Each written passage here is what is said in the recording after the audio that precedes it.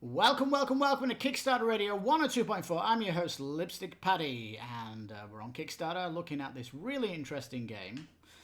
Now, Unstoppable. It calls itself a card crafting game, but it's all the things you throw at it, like genres, don't really define this that much at all. Like, card crafting is part of it, yes. Roguelike, yes. Not really. Momentum deck builder, sort of. Solo cooperative play, sort of. Combos, card, all of it. It's all a bit weird here. This is John D Clair putting his spin on all of these genres, so expect it to be different. Let's pop down.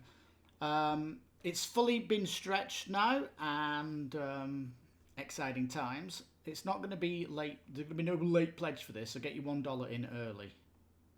I say that because the shipping is a little bit needs fixing, I'll say that much. Anyway, it's Renegade Game Studios. I am a fan of Renegade Game Studios, and they do come on Kickstarter showing you a retail game. It's retail bound, but is there enough here to warrant a pledge? Well, I think there very much is. Now, I don't like card games that are just going on a table. I think they should have a board. I think this one should have had a board. But the way they've gone is keep the price down for the box, so it's just cards and small box, good travel size. It was designed as a solo game, but you can play cooperative, 2-player, does look good. And the original design was to level your character up to level 5, but they added in late in the design the boss mat here, so the boss kind of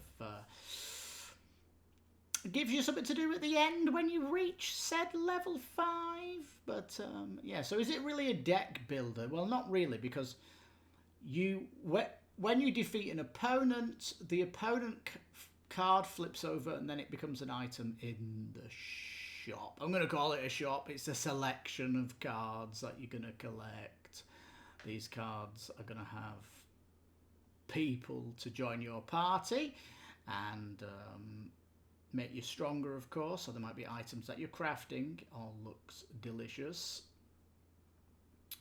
So retail box 60, you know you're going to get this at 50 probably, aren't you, with free shipping. But it does have the stretch goal box, which is important when we go down and have a look at that.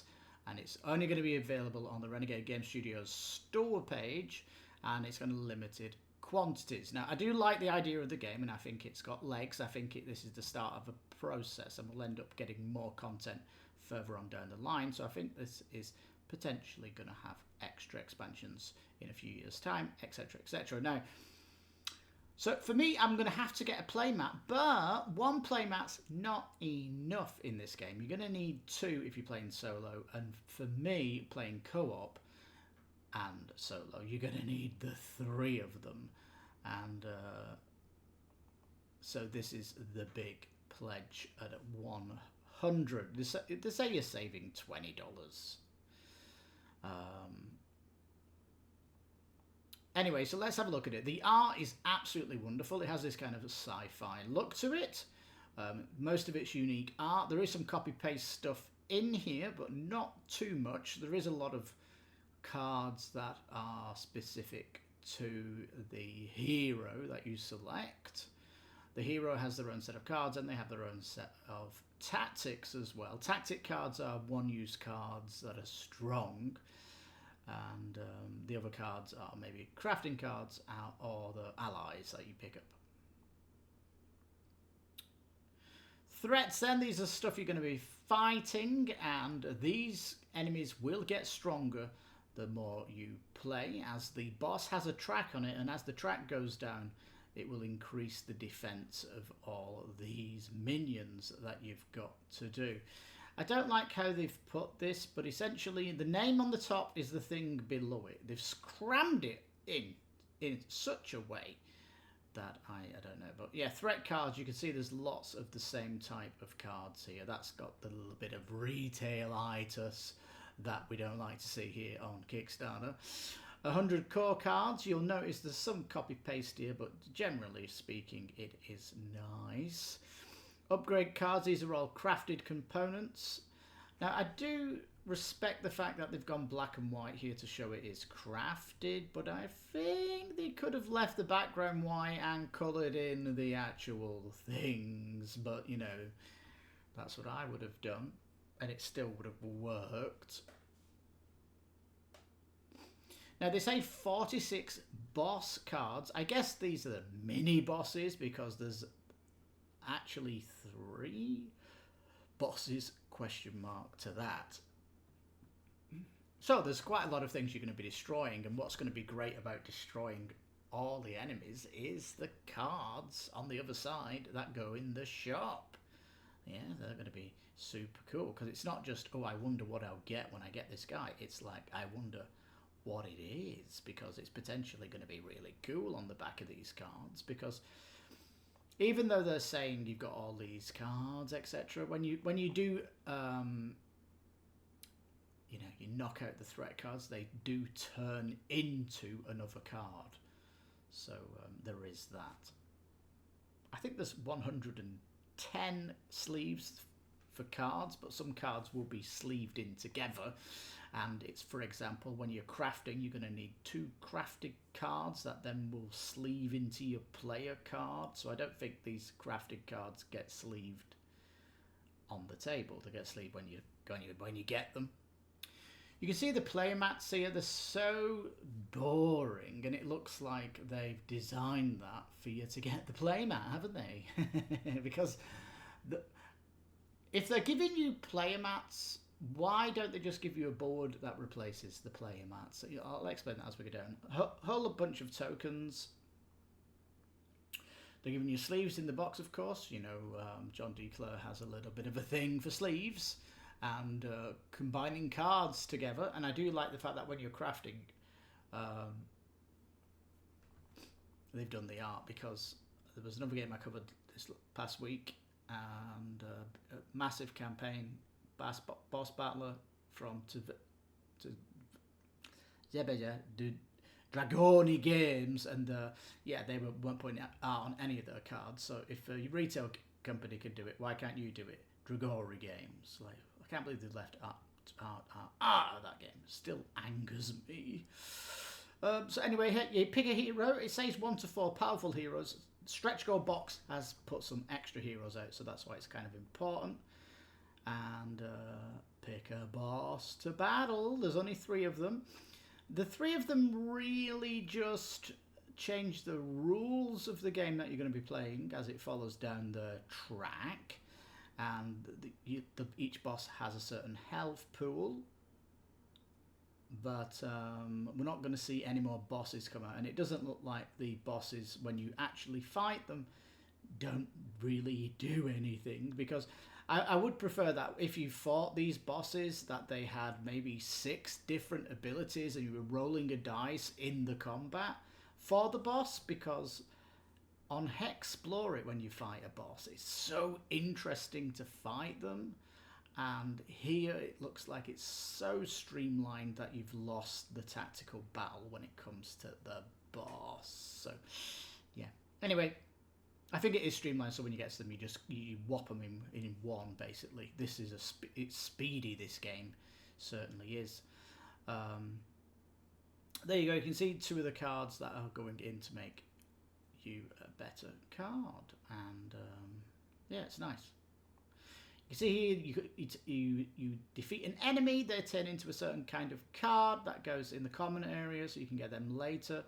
Boss becomes more dangerous, and it has like stuff, so it's increasing the armor of all the ad people, and just has basic rules on the boss, nothing too scary when you face them. Anyway, stretch goes. So allies, these are good. They all look unique. You've got an interesting dog there. I imagine there's going to be some ally of a robot in it, but it's all unique art, which is fantastic. And of course, they've unlocked levels 1 to 6, which is interesting, because if you were originally designed to get to level 4, they have got it now up to level 6. So it's been pushed that much further, and that's going to be scaling the game longer. So yeah, interesting. Tactic cards, these are one-time use cards as well. It looks like they can be upgraded as well with the design of the card. Some more upgrade paths, and yeah, here we go. We get a new character, which comes with a unique set of cards. And Rue Silver, and I guess she's from the Silver... I think Silver is a faction in the game. I can't remember the factions. Junker, I think that's sort of a faction. So we're getting more cards from these factions. I think there's 4 of them in total. Viren, that's another one. And Simmer, another new character. Looks like in the kind of an alien character, this one. Maybe. And this is a bonus one at the end of it then. Was a fully designed box to hold the stretch goal components. So this is the stuff that's not bound for retail. And if we see it on Kickstarter again, it's going to be a unstoppable expansion, and you can add on the stretch goal box from the first campaign. That's what that will become, won't it? If you want 2 new characters and some more cards. But yeah, 2 more characters, absolutely fantastic. Some more tactic cards from the factions in the game. Some more bonus sleeves that you're probably going to use because they might split. And more cards for crafting. So this is, it's an interesting little box and something you're not going to get at retail. Rulebooks there, of course. Storybook, interesting. And here's the playmat in total. You've got side B, which is your character. And how much better does this look than the terrible player boards that they give you? So really, you want the table presence, don't you? So you're going to have to get 2 of these if you're solo. Because otherwise, it's just laid out on the table, and that's a pet peeve of mine. I don't want to play a card game when you could have put a board underneath all the cards. I just think it's cost-cutting too much, and so yeah. And if you're going to go co-op, you're going to need 2 side Bs, so that means you're going to get 3. But for me, it's like, do you have to do these double-sided? Would it not just be cheaper to do 3 playmats and make side B a side C, where it looks a bit different for the second player, right? But anyway, because if you're getting one playmat, maybe it should be double-sided. If you're getting 2 playmats, maybe it's not double-sided. And if you get 3, then they're not double-sided, and you've got 3 sets of art on the playmats. I really hope they do that, because just getting double-sided ones 3 times is a little bit irksome, isn't it? It's like, oof. And are they going to come in a box? Because my Madara playmats for the players, they all roll up, the 4 of them, in a nice box. So they're not talking about that, are they? But I'm going to be $1 pledging on this because I'm really fascinated on its journey, and hopefully something does get sorted out regarding the playmats and the storage of them. Got a good interview here with D Clair. It's definitely worth checking out, and of course pick your poison from the many playthroughs that it officially got. Anyway, there's quite a lot of buzz around it, partly because it's D Clair, and he's been bringing some bangers out recently, and I love Space Base. I love that game that he's got. And I think this deck builder sci-fi game looks phenomenal. Anyway, shipping. Group 5, Canada and Mexico in the same group. $52 all in. Well, the playmat, 3 playmats might be heavy, etc. Yeah, but it's only $12 extra for the playmats. And just for the retail game, it's $40. And I'll tell you now, if you're in the US and UK, $17 just for the retail game is expensive, because that's putting it to $77 with the stretch goal box, which you might not care about, and you can probably pick it up cheaper and with free delivery. So that's probably what's stopping it so much, that the value proposition, if you're going for the retail game, just isn't there because of the shipping. And I don't know why they've got Ireland in Group 4. It's next to the UK. Is it not in the same shipping, or is that because of Brexit? I don't know. Dear me. Shipping to Ireland's not that expensive compared to UK. I don't know what they've done there. So hopefully this is just a temporary thing, and it's not shipping until 2025, is that right? February 2025. So if that's the case, the shipping tables should become more accurate. So that's probably why it's better going $1 pledge. Ships to only certain countries that they've got their list here. And yeah, there we go. Address lock will be coming later this year. And a pledge manager that you can't join late. No late pledging. They've made that clear. 21 questions in the FAQ. Wow. So me, it's a good, like, quick game. It plays in like an hour, maximum 90 minutes, which is cool. It's a fast card battler. They want to call it a boss battler. There's a lot of boss battlers around at the minute, isn't there? But I think this one has that little quirkiness, because crafting is a big component of the fights. You've got all those different enemies that turn into items in the shop. You can get tons of different allies that you can collect that become your party to just railroad everybody. And so yeah, it's looking very, very cool. I think it's worth your $1 pledge just to kind of follow it and see how things are. And obviously with a lot of time still going, there's going to be more dev pages on it, which is going to be great. But you can tell that this Kickstarter's a little bit of back and forget it on these peeps. We've only 400 comments. There's 2,000 of yous. So not even people coming in to say hi or anything like that. It's very, very forget and back. That's kind of the retail. And that might be because they're advertising this as pre-order. And if you come in and back it as a pre-order, you're not probably going to come into the comments, are you? So, done a little bit of damage there. But so yeah, what the bonus is here, you've got a travel box you can take on holiday. It's solo friendly. 2-player looks really good how they've done that. There's a lot of co-op. There's a lot of helping each other, because you can attack your opponents. You attack your friends' enemies that he has to do, so you can kind of help mop up once you've done your bosses, or team up on one that comes out hard in the selection. Because when you're playing, you're fighting 3 enemies, and when you're playing 2-player, you're fighting 6, and all that stuff. Well, the rules say you fight 3 and 3. You can attack same.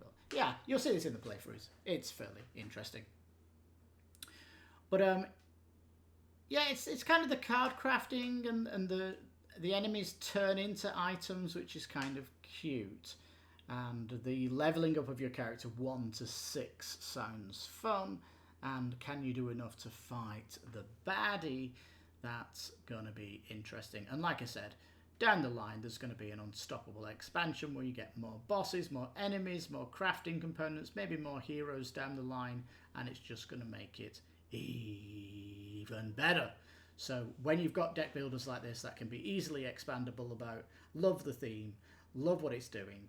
It looks absolutely phenomenal. And I usually get a retail game every year. I didn't get one last year because late last year on crowdfunding, there were just giant games. Oh my God.